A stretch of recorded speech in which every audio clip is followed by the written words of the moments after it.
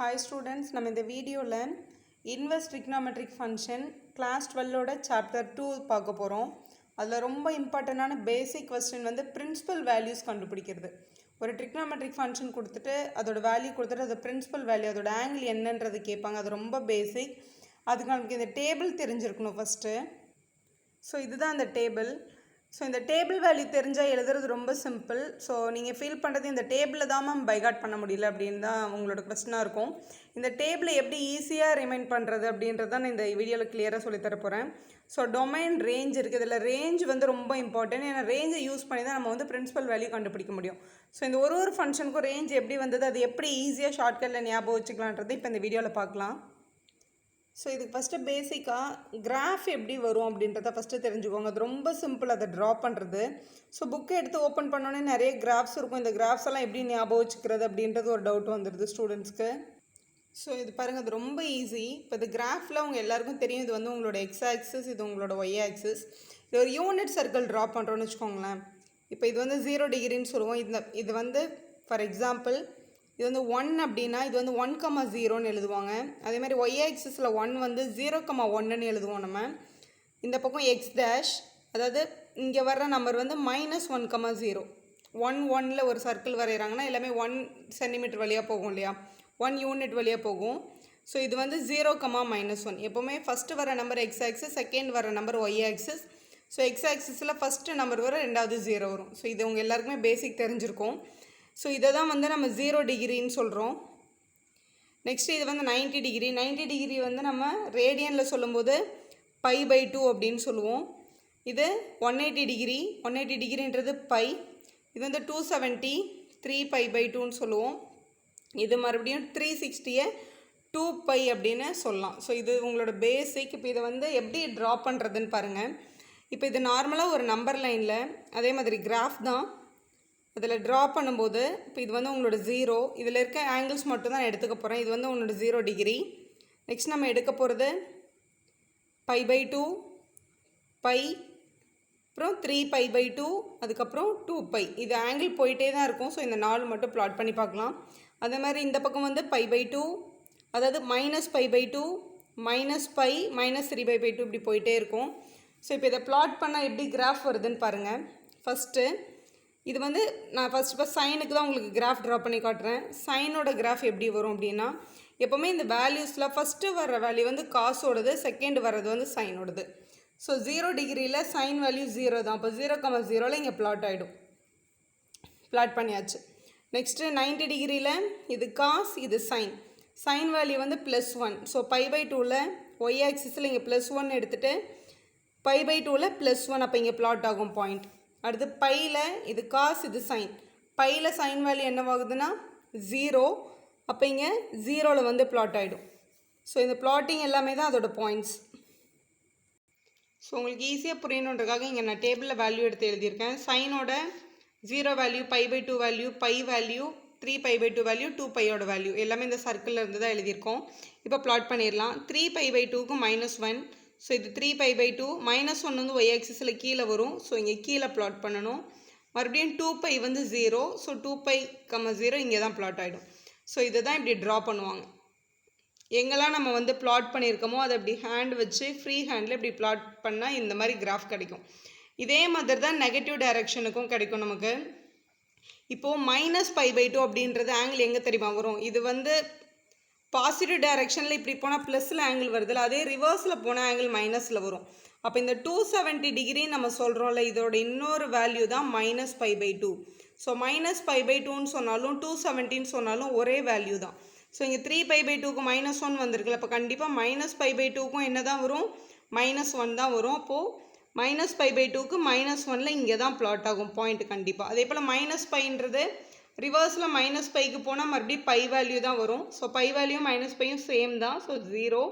அப்போ இங்கே 0ல் ப்ளாட் ஆகும். ஸோ இந்த கிராஃப் இப்படி போகும். இதே மாதிரி ஆர்க்கு தான் இந்த டைரக்ஷன்லேயும் வரும். இதுதான் பேசிக். இதுதான் சைன் கிராஃப் உங்களுக்கு கொடுத்துருக்காங்க. இப்போ இதில் எப்படி வந்து இன்வர்ஸ்க்கும் ரேஞ்சும் எடுக்கிறதுன்றதை பார்க்கலாம். இப்போ பேசிக்காக இன்வர்ஸ் அப்படின்றதுக்கு என்ன தெரியுமா அர்த்தம்? இப்போ ஏதோ ஒரு ஃபங்க்ஷன் இருக்குது. ஃபங்க்ஷன் வந்து எக்ஸ் டு ஒய், அதாவது டொமைன்லேருந்து ரேஞ்சுக்கு எடுத்துகிட்டு போயிருக்காங்க. ஏன்ற ஒரு செட்லேருந்து பீன்ற ஒரு செட்டுக்கு ஏதோ ஒரு ஃபங்க்ஷன் அப்ளை பண்ணியிருக்காங்க. இந்த ஃபங்க்ஷன் வந்து பைஜெக்ஷனாக இருக்கணும். பைஜெக்ஷன் அப்படின்னா என்ன அப்படின்னா, அந்த ஃபங்க்ஷன் வந்து ஒரு ஒன்னாகவும் இருக்கணும், அதே டைமில் ஆன் டூவாகவும் இருக்கணும். அப்படின்னா இந்த ரெண்டாவது செட் வந்து கண்டிப்பாக ரேஞ்சாக இருக்கணும். ரேஞ்சுனால் இதில் இருக்க எல்லா எலிமெண்ட்டுக்கும் நமக்கு ப்ரீ இமேஜ் கிடச்சிருக்கணும் அப்படின்னு அர்த்தம். இப்போ ஒரு ஃபங்க்ஷன் பைஜெக்ஷனாக இருக்கும்போது அந்த ஃபங்க்ஷனை ரிவர்ஸ் பண்ணாலும் ஒரு ஃபங்க்ஷன் கிடைக்கும்போது, இப்போ இன்னொரு ஃபங்க்ஷன் டிஃபைன் பண்ணுறாங்க, அது வந்து பி டு ஏவாக இருக்குது, பி வந்து டொமைனாகவும் ஏ வந்து ரேஞ்சாகவும் மாறி இருக்குது. இதுவும் ஒரு பைஜெக்ஷன் ஃபங்க்ஷனாக இருக்கும். இப்படி இருக்கிற ஃபங்க்ஷனில் தான் இந்த எஃப்பும் ஜியும் இன்வர்ஸ் ஃபங்க்ஷன் அப்படின்னு சொல்லுவாங்க. அதாவது ரிவர்ஸில் எடுக்கிறது. A to B A B to ஏன்னு எடுக்கிறோம் இல்லையா, அதுதான் ஆக்சுவலாக இன்வர்ஸ் ஃபங்க்ஷன். இது வந்து நார்மலாக செட்டில் இருக்க ஃபங்க்ஷனுக்கு இப்படி அப்ளை பண்ணுவோம்.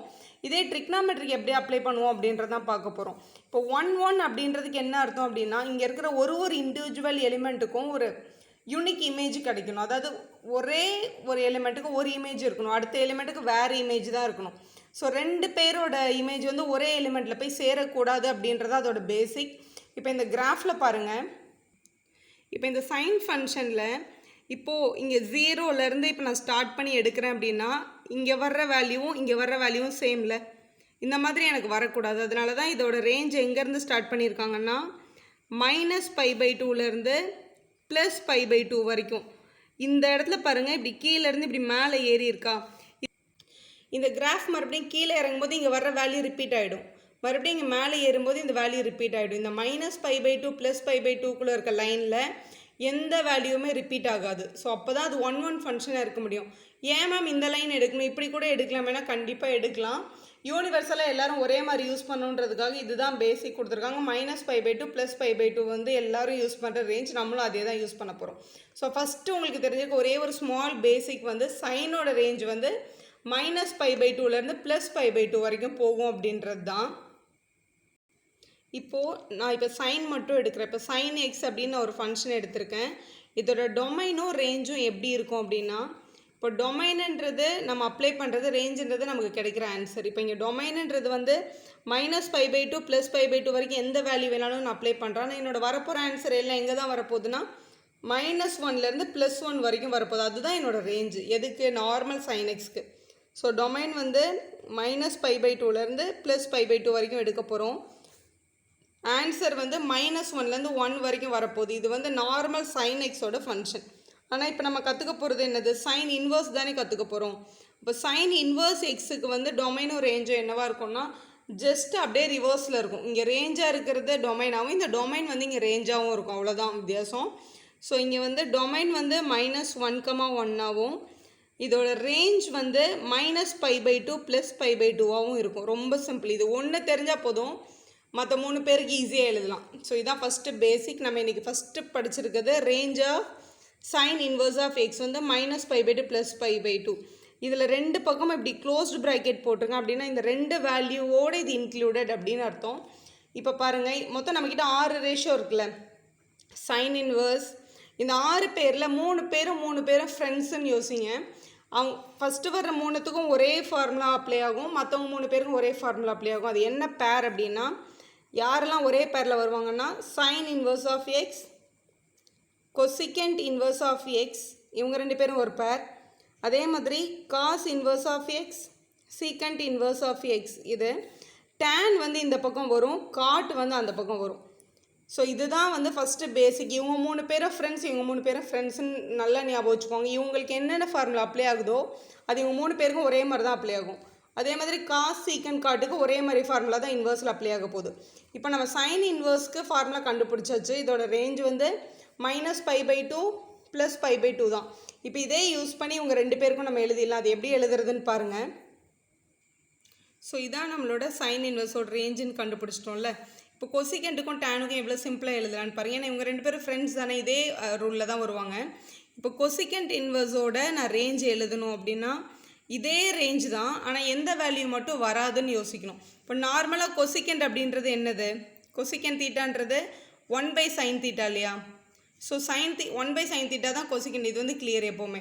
ஸோ இந்த சைனோட பிளேஸில் எப்போ 0 வருதோ அது இப்போ நாட் டிஃபைன் ஆகிடும். சைனோட பிளேஸில் 0ன்னு வந்துச்சுன்னா இந்த வேல்யூ நாட் டிஃபைன். அப்போ 0ன்ற ஆங்கிளில் மட்டும் இந்த இன்டர்வல் அது எடுக்காது அப்படின்றது தான் அதோட அர்த்தம். ஸோ இதோட ரேஞ்ச் என்னென்னா அதே இன்டர்வல் -π/2 +π/2 தான், -π/2 +π/2 தான். ஆனால் -0ன்னு எழுதிடுவாங்க. அந்த 0ன்ற ஆங்கிளை மட்டும் இவங்க எடுக்கக்கூடாது. கொசிகெண்டில் இந்த 0 டிகிரியை எடுக்க முடியாது அப்படின்றது அதோட அர்த்தம். இப்போ இதே மாதிரி வந்து நம்ம டேனுக்கும் எழுத போகிறோம். இதுவுமே க்ளோஸ்ட் ப்ராக்கெட் தான். இப்போ tan இன்வர்ஸ் ஆஃப் எக்ஸ் பாருங்கள். So tan inverse of X வந்து டேன்ன்றது உங்களுக்கு வந்து sin by cos. ஸோ இதை யூஸ் பண்ணி யோசிக்காமல் tan வந்து எந்த இடத்துல நாட் டிஃபைன் ஆகும். டேனுனாலே நார்மலாக 90 டிகிரியில் தான் அது நாட் டிஃபைன் ஆகும். ஸோ 90 டிகிரியில் நாட் டிஃபைன் அப்படின்னா அது கண்டிப்பாக -90 டிகிரிலே நாட் டிஃபைன் தான் tan.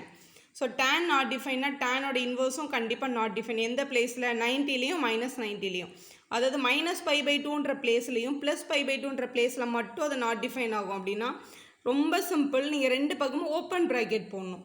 ஓப்பன் ப்ராக்கெட்னால் இந்த மாதிரி போடுறது. இதுக்கு என்ன அர்த்தம் தெரியுமா? -π/2லேருந்து +π/2க்கு நடுவில் இருக்க வேல்யூஸை மட்டும் எடுக்கணும் அப்படின்னு அர்த்தம். இந்த ரெண்டு நம்பரை தவிர அப்படின்னு அர்த்தம். ஃபார் எக்ஸாம்பிள் இப்போ வந்து 1,4 ஓப்பன் ப்ராக்கெட்டில் இருந்துச்சுன்னா இதோட ஆன்சர் வந்து 2 3 மட்டும்தான். ஆக்சுவலாக இந்த 1 4 எடுக்க மாட்டாங்க. ஸோ இது உங்களுக்கு பேசிக் ஆல்ரெடி தெரிஞ்சிருக்கும். ஸோ இது ஓப்பன் ப்ராக்கெட்டில் போட்டால் அதுதான் tan இன்வர்ஸோட ரேஞ்ச். இப்போ அதே மாதிரி காஸ்க்கு பார்த்துடலாம். ரொம்ப ஷார்ட்டாக பார்த்துடலாம். இதே மாதிரி கிராஃபில் 1,0 0,1ன்னு எழுதிட்டு காஸ்னா ஃபஸ்ட்டு வேல்யூ, காஸ் சைன் தான் நம்மளோட வேல்யூ. ஸோ 0னா 1 அதான் இங்கே எழுதியிருக்கேன். π/2னா காஸ் வேல்யூ 0, பைனா காஸ் வேல்யூ -1, இங்கே 3/2ல் 0. ஃபஸ்ட்டு வரது எல்லாமே காஸ் வேல்யூ, அதுதான் இங்கே டேபிளில் எடுத்து ஃபில் பண்ணியிருக்கேன். காஸோட டேபிள் வேல்யூஸ். இந்த டேபிள் வேல்யூவை கிராஃபில் ப்ளாட் பண்ணிடலாம். 0 டிகிரியில் 1, ஸோ 0ல் 1னா கண்டிப்பாக இங்கே ப்ளாட் ஆகிடும். நெக்ஸ்ட்டு π/2ல் 0, ஸோ இங்கே π/2ல் 0, பையில் -1, ஸோ பையில் இங்கே -1 இங்கே ப்ளாட் ஆகிடணும். 3π/2ல் 0 இங்கே ப்ளாட் ஆகிடும். மறுபடியும் 2πயில் 1, 2πயில் 1 மறுபடியும் இங்கே மேலே ப்ளாட் ஆகும். ஸோ நம்ம கிராஃப் வந்து இப்படி வருது. ஸோ இப்படி போய்ட்டு மறுபடியுமே டவுன் ஃபேஸ் பண்ணி கீழே போகும். ஸோ இதுதான் நம்மளோட, இது வந்து இங்கேருந்து இப்படி ரிவர்ஸ், இது இங்கே என்ன வந்ததோ அதே மாதிரி தான் இங்கே ரிவர்ஸ்லேயும் போகும். சிமெட்ரிக் தான் கிராஃப் வந்து எப்போவுமே. ஸோ இதுதான் காஸோட கிராஃபு. இது எப்போவுமே இப்போ நம்ம வந்து படிக்க போகிறது இன்வர்ஸில் வந்து ஃபங்க்ஷன் வந்து 1 1 on 2 இருக்கணும். 1 1 இருக்கணும்னா வந்த வழி திருப்பியும் வரக்கூடாது. அப்போ எந்த இன்டர்வலில் வந்து வந்த வழி திருப்பி வராமல் நமக்கு இன்டர்வல் கிடைக்குதுன்னு பாருங்கள். 0 டிகிரியிலேருந்து π வரைக்கும் பாருங்கள், இந்த ஒரே லைன். இந்த லைன் மறுபடியும் இங்கே மேலே எழும்பும்போது இந்த இங்கே வேல்யூ ரிப்பீட் ஆகிடும். ஸோ இந்த 0லேருந்து π வரைக்கும் இருக்கிற ஆங்கிள் தான் ரிப்பீட் ஆகாமல் வர்ற இன்டர்வலாக இருக்குது. அப்போ நம்ம காசுக்கு நம்ம எடுக்க போகிற ரேஞ்ச் வந்து 0, π. ஏன்னா அப்போ தான் ஃபங்க்ஷன் வந்து 1 1 கிடைக்கும். ஸோ காசுக்கு 0, πன்னு கண்டுபிடிச்சாச்சு. அதாவது காஸ் இன்வர்ஸ் ஃபங்க்ஷனோட ரேஞ்சு நான் சொல்லிகிட்டு இருக்கேன். ஸோ காஸ் இன்வர்ஸ் ஃபங்க்ஷனுக்கு காஸ் இன்வர்ஸ் ஆஃப் எக்ஸ் எடுக்கிறோம் அப்படின்னா அதோட ரேஞ்ச் வந்து கண்டிப்பாக 0, π தான். நான் ஆல்ரெடி 3 ஃப்ரெண்ட்ஸுன்னு சொல்லியிருந்தேன். காசு, சீக்கண்ட், காட், இவங்க 3 பேருமே ஃப்ரெண்ட்ஸுன்னு சொல்லியிருந்தேன். இவங்களுக்கு இதை யூஸ் பண்ணி தான் அவங்க 2 பேருக்கும் நம்ம எழுத போகிறோம். அது எப்படி எழுதுறதுன்னு பார்த்துடலாம். இப்போ நம்ம சீக்கண்ட் எழுதணும் அப்படின்னா சீக்கண்டும் இதே மாதிரி தான். நமக்கு பேசிக்காக தெரியும் சீக்கண்ட் அப்படின்றது வந்து காசோட ரெசிப்ரோக்கல். ஸோ காஸ் வந்து எந்த பிளேஸில் 0 ஆகும்? இந்த டேபிளில் இதில் பாருங்களேன் எந்த பிளேஸில் 0 ஆகிருக்குன்னு. அதாவது நம்ம எடுத்த இன்டர்வலில் காசு எந்த பிளேஸில் 0 ஆகுது? π/2ல் மட்டும் 0 ஆகுது. இப்போ 1/0 நாட் டிஃபைன் வரும்ல சீக்கண்ட் வரும்போது. அப்போ இதே இன்டர்வல் தான் எடுக்கணும். ஆனால் இன்டர்வலில் ஒரே ஒரு சின்ன சேஞ்ச், அந்த π/2ன்ற வேல்யூ மட்டும் வராது. ஏன்னா π/2ன்ற இடத்துல சீக்கண்ட்டு அன்டிஃபைன் ஆகிடும். அதனால் இந்த π/2 மட்டும் இங்கே மைனஸில் போடுவாங்க. அதே மாதிரி இப்போ காட் எழுத போகிறோம். காட்டுன்றது வந்து காஸ் பை சைன். சைன் வந்து எங்கே 0 ஆகும்னு யோசிக்கலாம். 0லையும் πலையும் 0 ஆகும். சைனோட வேல்யூ 0லையும் πலையும் மட்டும்தான் 0 ஆகும். ஏன் சைன் வேல்யூவை பார்க்க சொல்கிறேன் அப்படின்னா நமக்கு தான் நல்லா தெரியுமே காட் தீட்டான்றது வந்து காஸ் பை சைன். டினாமினேட்டரில் சைன் தான் வருது. நம்மளுக்கு டினாமினேட்டர் 0 ஆனால் தான் பிரச்சனை. ஏன்னா டினாமினேட்டர் 0 வந்தால் தான் அது நாட் டிஃபைன். சைன் எப்போல்லாம் நாட் டிஃபைன் ஆகும்? 0 to π இல்லைன்னா 0லையும் πலையும். அப்போ இதே இன்டர்வல் தான். ஆனால் 0ன்ற வேல்யூவும் πன்ற வேல்யூ மட்டும் வராது. அப்படின்னா நம்ம ஓப்பன் ப்ராக்கெட்டில் போட்டுருணும் இது 0, πன்னு. இதுக்கு நடுவில் இருக்க எல்லா வேல்யூஸுமே வரும். 1 டிகிரியிலேருந்தே வரும்னு வச்சுக்கோங்களேன். 0வும் π மட்டும் தான் வருது. ஸோ இதுதான் நம்மளோட ரேஞ்ச், இன்வர்ஸ் ஃபங்க்ஷன்ஸோட ரேஞ்ச். ஸோ இந்த ரேஞ்ச் மட்டும் தெரிஞ்சால் போதும். பிரின்சிபல் வேல்யூ ரொம்ப ஈஸியாக எழுதலாம். அது எப்படி எழுதலான்றதை இப்போ பார்க்கலாம். ஸோ இப்போ பிரின்சிபல் வேல்யூ எழுதுறதுக்கு ஃபஸ்ட்டு பேசிக்காக நீங்கள் இதை மட்டும் மைண்டில் வச்சுருந்தா போதும். ஸோ இது நம்மளோட ஒய் ஆக்சிஸ், இது நம்மளோட எக்ஸ் ஆக்சிஸ்னு உங்களுக்கு கிளியராக தெரியும். இது உங்களோட 0 டிகிரி, இது நம்மளோட π/2, இது நம்மளோட பை. இங்கே 3π/2 எடுக்கிறதுக்கு பதிலாக நம்ம -π/2ன்னு கூட எழுதிக்கலாம். ஏன் இப்படி எழுதுகிறோன்னா நமக்கு வந்து நம்மளோட ரேஞ்ச் வந்து -π/2 +π/2ன்னு தான் மென்ஷன் பண்ணியிருக்கோம் சைன் இன்வர்ஸ்க்கு.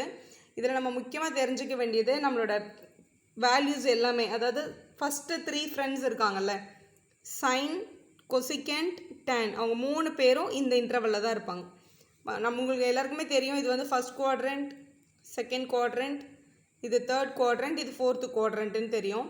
ஸோ நம்ம இதில் இந்த -π/2லேருந்து +π/2 வரைக்கும் தான் எதெல்லாம் இருக்கும்னா உங்களோட sine inverse, cosecant inverse, tan inverse.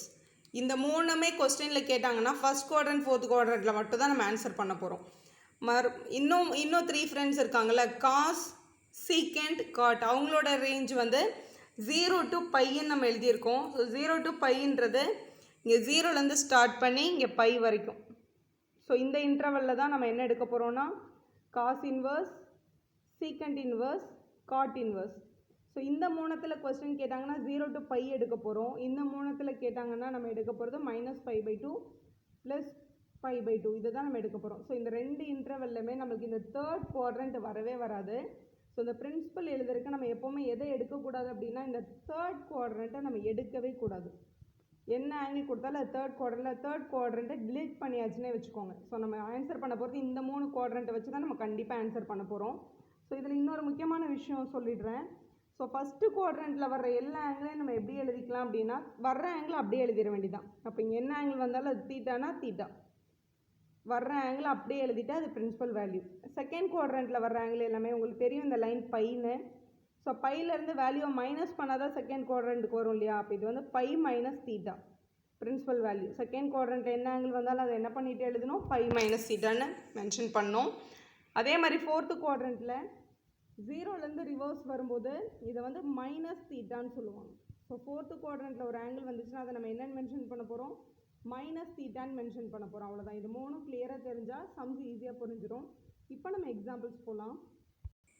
So find the principal values of, இது உங்களோட first question, sine inverse of -1/2ன்னு கேட்டிருக்காங்க. எப்போவுமே கொடுத்துருக்க கொஸ்டினை வந்து ஏதாவது ஒரு வேரியபிள் வச்சு யூஸ் பண்ணுங்கள். நம்ம இதை ஒய்ன்னு எடுத்துக்கிறோன்னு வச்சுக்கோங்களேன். y = sin inverse of -1/2ன்னு எழுதிக்கலாம். ஸோ இந்த சைன் இன்வர்ஸ் அப்படின்றத இங்கே எடுத்துகிட்டு வந்தால் அது வெறும் சைனாக மாறிடும். அப்போ இது sin y = -1/2 நம்மளால் எழுத முடியும் கண்டிப்பாக. ஸோ எழுதியாச்சு. இப்போது யோசிச்சு பாருங்கள், சைனோட எந்த ஆங்கிளுக்கு ஆன்சர் -1/2 அப்படின்றதான் நம்மளோட பேசிக் கொஸ்டின். அதில் இன்னொரு விஷயம் நம்ம யோசிக்க வேண்டியது, நம்மளுக்கு சைனோட ரேஞ்ச் எங்கேருந்து எங்கே வரைக்கும் வரும் அப்படின்னா நமக்கு இப்போ தான் நம்ம படித்தோம் -π/2லேருந்து +π/2 வரைக்கும் தான் சைனோட ரேஞ்ச் வரும். ஸோ இந்த 2 குவாட்ரண்ட்டில் எந்த குவாட்ரண்ட்டில் சைன் வேல்யூ மைனஸ்ன்னு யோசிங்க, அவ்வளோதான். அதுதான் வேல்யூவை. ஸோ கண்டிப்பாக ஃபஸ்ட்டு குவாட்ரண்ட்டில் ஆல் சில்வர் டீ கப்ஸ்னால் இதில் எல்லோரும் பாசிட்டிவ், இதில் sine positive, all silver tea கப்ஸ்ன்னு சொல்லுவோம். ஸோ சைன் வேல்யூ இதில் பாசிட்டிவானா இதில் தான் பாசிட்டிவ். அப்போ நம்ம எடுக்க வேண்டியது ஃபோர்த்து குவாட்ரண்ட்டோட ஆங்கிள் எப்படி இருக்கும்னு பார்த்தோம், -θன்னு எழுதணும். அவ்வளோதான், ரொம்ப ஈஸி. ஸோ -θ தான் என்னோட ஆன்சர். நார்மலாக இதை வந்து +1/2ன்னு யோசிச்சு பாருங்கள். சைனோட எந்த ஆங்கிள் 1/2 அப்படின்னா நம்மளோட ஃபஸ்ட் ஆங்கிள், அதாவது 30 டிகிரி தான் 1/2. 30 டிகிரின்றது π/6. அப்போ θ = π/6ன்னு எழுத போகிறோம். ஆனால் இங்கே -θ தான் வரணும், ஏன்னா அது ஃபோர்த்து குவாட்ரண்ட்டில் இருக்கிறதுனால -π/6 அப்படின்னு எழுதும். இந்த இடத்துல ஆக்சுவலாக ஒய்க்கு பதிலாக வர வேண்டிய ஆங்கிள் தீட்டான்னு எழுதலாம். நான் ஒய்ன்னு அப்ளை பண்ணியிருக்கிறதுனால ஒய்ன்னு எழுதிக்கிறேன். y = -π/6. ஒய்ன்றது தான் நம்மளோட கொஸ்டினோட ஆன்சர் கூட. ஸோ இதுதான் பிரின்சிபல் வேல்யூ -π/6 அப்படின்னு எழுதிடலாம். இப்போ இதே மாதிரி tan இன்வர்ஸ் ஆஃப் -1 அப்படின்னு கேட்டிருக்காங்க. ஸோ சைன், கொசிகண்ட், டேன் 3 பேருமே ஃப்ரெண்ட்ஸுன்னு சொல்லியிருந்தேன். ஸோ டேனோட ரேஞ்சுமே இதில் தான் வரும், -π/2 +π/2க்குள்ளே தான் வரும். ஸோ கொடுத்துருக்க கொஸ்டின் ஏதாவது ஒரு வேரியபிள் வச்சு யூஸ் பண்ணிக்கலாம். ஸோ இது டேனுமே சைனோட ஃப்ரெண்ட் அந்த குரூப்பில் தான் வருவாங்க. இதே ரேஞ்சு தான், -π/2 +π/2 தான். ஸோ கொடுத்துருக்க கொஸ்டின் ஏதாவது ஒரு வேரியபிள் யூஸ் பண்ணிக்கலாம். y = tan inverse of -1. tan inverse இங்கே வந்தால் வெறும் tan ஆகிடும். இப்போ tan y = -1 அப்படின்னு எழுதலாம் ஃபஸ்ட்டு. இப்போது டேனோட வேல்யூ -1 இங்கே இந்த குவாட்ரண்ட்டில் வருமா இந்த குவாட்ரண்ட்டில் வருமானு யோசிங்க. கண்டிப்பாக இதுவுமே 4th குவாட்ரண்ட்டில் தான் வரும். ஏன்னா ஃபர்ஸ்ட் குவாட்ரண்ட்டில் தான் ஆல் பாசிட்டிவ் ஆச்சு. இப்போ 4th குவாட்ரண்ட்டில் இப்போ ஆன்சர் நம்ம என்னென்னு எழுதணும்னா மைனஸ் அந்த ஆங்கிள் எழுதணும். இப்போ இந்த நம்பர் வந்து 1 டேனோட 1 எந்த ஆங்கிளுக்கு வரும்? 45 டிகிரிக்கு வரும் இல்லையா? 45 டிகிரின்றது 45 டிகிரி ரேடியன் நம்ம π/4ன்னு எழுதும். அதாவது 180/4 தான் 45 அப்படி கூட சொல்லலாம். π/4 தான் என்னோட ஆன்சர். ஆனால் நம்ம 4th குவாட்ரண்ட்டில் மைனஸ் தீட்டான்னு தானே எழுதுவோம். அதனால் y is equal to -π/4 அப்படின்னு எழுதிடுவாங்க. அதான் நம்மளோட கரெக்ட் ஆன்சர். ஸோ இன்னொரு காஸ் பாருங்கள். காஸ் இன்வெர்ஸ் ஆஃப் √3/2 உங்களோட கொஸ்டின். ஸோ கொடுத்துருக்க கொஸ்டின் ஏதாவது ஒரு வேரியபிள் யூஸ் பண்ணிக்கலாம். இப்போ y is equal to cos inverse of √3/2 அப்படின்னு கிடச்சிருக்கு. காஸ் இன்வெர்ஸ் இங்கே வந்தால் ப்ளஸ் ஆகிடும், ஸோ நார்மல் ஆகிடும். So cos y is equal to √3/2 அப்படின்னு எழுதிட்டோம். இப்போ காசோட ரேஞ்ச் என்ன அப்படின்னா 0 to π. காசுக்கு சீக்கண்ட்டுக்கு காட்டுக்கு 3 பேருக்கும் 0 to π தான். இப்போ கிராஃபில் 0லேருந்து π வரைக்கும் மட்டும் தான் நம்மளோட ஆன்சர் எடுக்கணும். அப்போ ஃபஸ்ட் குவாட்ரண்ட் செகண்ட் குவாட்ரண்ட் மட்டும் தான் நம்ம எடுக்க முடியும். இப்போ கொஸ்டினில் இது வந்து ஆல், இது வந்து சைன். இதில் சைன் மட்டும் பாசிட்டிவ், இதில் எல்லோரும் பாசிட்டிவ். நம்ம கொடுத்துருக்க காஸ் வேல்யூ வந்து பாசிட்டிவில் தான் இருக்குது. அப்போ நம்ம எடுக்க போகிற ஆங்கிள் வந்து ஃபஸ்ட் குவாட்ரண்ட் தான். ஃபஸ்ட் குவாட்ரண்ட்டில் வர்ற தீட்டாவை நம்ம என்னென்னு எழுதணும்? அப்படியே எழுதிட வேண்டியதான். அப்போ காசோட எந்த ஆங்கிளுக்கு வந்து √3/2 வரும்னா நார்மல் டேபிள் வேல்யூ. காசோட 30 டிகிரி தான் √3/2ல 30 டிகிரி நம்ம எப்படி எழுதுவோம்னா π/6ன்னு எழுதுவோம். அப்போ y is equal to π/6 இதுதான் நம்மளோட பிரின்சிபல் வேல்யூ. ரொம்ப சிம்பிளாக ஆன்சர் பண்ண முடியும். ஸோ இதில் டபுள் ஆங்கிள் கொடுத்தா எப்படி ஆட் பண்ணுறதுன்னு பாருங்கள். ஸோ இதில் பாருங்கள், find the value of cos inverse of 1/2 plus 2 into sine inverse of 1/2ன்னு கேட்டிருக்காங்க. ஸோ இது ரெண்டுத்துக்கும் தனித்தனியாக வேல்யூ கண்டுபிடிச்சி இதை ஆட் பண்ணிவிட்டு நம்மளோட சம் ஓவர். ஸோ ஃபஸ்ட்டு இதை கண்டுபிடிக்கலாம். ஸோ காஸ் இன்வெர்ஸ் ஆஃப் 1/2ன்னு இருக்குது. ஸோ ரெண்டுத்தையும் தனித்தனியாக கண்டுபிடிச்சி ஆட் பண்ணிடலாம். ஸோ ஃபஸ்ட்டு இந்த கொஸ்டினை நம்ம y is equal to ஒரு ஹாஃப் எடுத்துக்கலாம். y is equal to cos inverse of 1/2. Cos inverse அந்த பக்கம் வந்ததுன்னா வெறும் காஸ் ஆகிடும். இப்போ cos y is equal to 1/2ன்னு கிடைக்குது. ஸோ காசோட ரேஞ்ச் என்ன? 0 to π. ஸோ நமக்கு நல்லா தெரியும் காசோட ரேஞ்ச் வந்து 0 to π. அப்போ இதுதான் நம்மளோட கிராஃப். ஃபஸ்ட்டு 2 குவாட்ரண்ட்டில் தான் வரணும். காஸ் வேல்யூ பாசிட்டிவில் வந்திருக்கு. அப்போ அது கண்டிப்பாக எந்த குவாட்ரண்ட்டில் தான் இருந்திருக்கும்னா ஃபஸ்ட் குவாட்ரண்ட்டில் தான் இருந்திருக்கும். 1/2ன்ற வேல்யூ காசோட எந்த ஆங்கிளுக்கு வரும் அப்படின்னா 60 டிகிரிக்கு தான் வரும். அப்போ இந்த y வந்து கண்டிப்பாக 60 டிகிரி தான். ஃபஸ்ட் குவாட்ரண்ட்டில் தீட்டாவை அப்படியே எழுதிடுவோம். அப்போ y is equal to 60 degree. 60ன்றதை வந்து நம்ம π/3ன்னு எழுதுவோம். அப்போ y is equal to π/3. அப்போ இந்த ஃபஸ்ட்டு பார்ட்டோட ஆன்சர் வந்து π/3 தான். ஸோ இப்போ இந்த செகண்ட் பார்ட் இதில் 2 இன்ட்டு சைன் இன்வெர்ஸ் ஆஃப் 1/2 இருக்குது. நம்ம முதல்ல இந்த சைன் இன்வெர்ஸ் ஆஃப் 1/2 மட்டும் கண்டுபிடிச்சிக்கலாம். ஸோ நீங்கள் ஃபஸ்ட்டு பேசிக்காக கற்றுக்கிறதுனால கொஞ்சம் எழுதுகிறேன். நான் உங்களுக்கு நல்லா கிளியராக தெரிஞ்சால் நீங்கள் டேரெக்டாக கூட எழுதிடலாம். ஸோ இது ஏதாவது ஒரு வேரியபிள் யூஸ் பண்ணிக்கலாம். Suppose x is equal to sine inverse of 1/2ன்னு இருக்குது. ஸோ இன்வெர்ஸ் அங்கே எடுத்துகிட்டு போயிட்டா sin x is equal to 1/2 அப்படின்னு கிடைக்கும். ஸோ சைனோட ரேஞ்ச் வந்து நமக்கு தெரியும் -π/2லேருந்து +π/2 வரைக்கும் தான். ஸோ நம்மளோட கிராஃப் வந்து இதுதான் -π/2, இது +π/2. இந்த ரெண்டு ரேஞ்சில் தான் நம்ம வந்து வேல்யூ எடுக்கணும். வேறு எதுலையும் எடுக்க முடியாது. ஸோ இது வந்து ஆல் சில்வர் டீ கப்ஸில் இங்கே எல்லோரும் positive. All silver tea cups இதில் காஸ் மட்டும் பாசிட்டிவ். இதில் பாருங்கள் சைனோட வேல்யூ பாசிட்டிவில் வந்திருக்கு. அப்போ இது எந்த குவாட்ரண்ட்டில் எடுக்கணும்னா கண்டிப்பாக இந்த ஃபஸ்ட் குவாட்ரண்ட்டில் தான் எடுக்கணும். ஸோ ஃபஸ்ட் குவாட்ரண்ட்டோட ஆங்கிள் எல்லாமே எப்படி இருக்கும்னா தீட்டாவை அப்படியே எழுதிட வேண்டியது தான். ஸோ சைனோட 1/2 எந்த ஆங்கிள்? நார்மல் உங்களோட டிக்னாமெட்ரிக் டேபிள் வேல்யூ 10th படிச்சுட்ருக்கோம் நம்ம. சைன் 1/2ன்றது நம்மளோட 30 டிகிரி. அப்போ இந்த இடத்துல எக்ஸுக்கு பதிலாக வர வேண்டிய ஆங்கிள் வந்து 30 தான். அப்போ எக்ஸ் இஸ் ஈக்குவல் டு 30ன்றதை வந்து நம்ம π/6 அப்படின்னு எழுதிடலாம். அப்போ எக்ஸ் வந்து π/6, ஒய் வந்து π/3. ஸோ இது ரெண்டதை எடுத்துகிட்டு வந்து இங்கே சப்ஸ்டியூட் பண்ண போகிறோம். சப்ஸ்டியூட் இன் த கொஸ்டின் இல்லை சப்ஸ்டியூட் இன் த 1ன்னு கூட போட்டுக்கோங்க. சப்ஸ்டியூட் இன் 1. இதில் ஒய்ன்றது இந்த ஃபஸ்ட் பார்ட், அதுக்கு பதிலாக π/3ன்னு கண்டுபிடிச்சிருக்கோம். ப்ளஸ் இந்த 2 அப்படியே வந்துடும். 2 இன்ட்டு சைன் இன்வெர்ஸ் ஆஃப் 1/2ஓட வேல்யூ தான் இங்கே π/6ன்னு கண்டுபிடிச்சிருக்கீங்க. அப்போ இங்கே π/6ன்னு எழுதிடலாம். ஸோ இங்கே 3க்கும் 6க்கும் எல்சிஎம் எடுத்தால் 6 தான் எல்சிஎம். இங்கே 3 இருக்கிறதுனால இங்கே 2 பண்ணணும். இங்கே மேலே இன்ட்டு 2 பண்ணால் இது 2π. இங்கே ஆல்ரெடி 6 இருக்கிறதுனால எதுவுமே மல்டிபிள் பண்ண வேண்டாம். இதுவும் 2π. ஆட் பண்ணால் 4π/6ன்னு வருது. 4ம் 6ம் மறுபடியும் நம்ம 2 டேபிளில் கேன்சல் பண்ண முடியும். இது 2 டைம்ஸ், இது 3 டைம்ஸ். அப்போ ஆன்சர் வந்து 2π/3 அப்படின்றத அவங்க கேட்டிருக்க அந்த ரெண்டு இன்வர்ஸ் ஃபங்க்ஷனோட அடிஷன் வேல்யூ. இதுதான் உங்களோட final answer. That's all students. Thank you for watching. Like our video, subscribe our channel for more videos.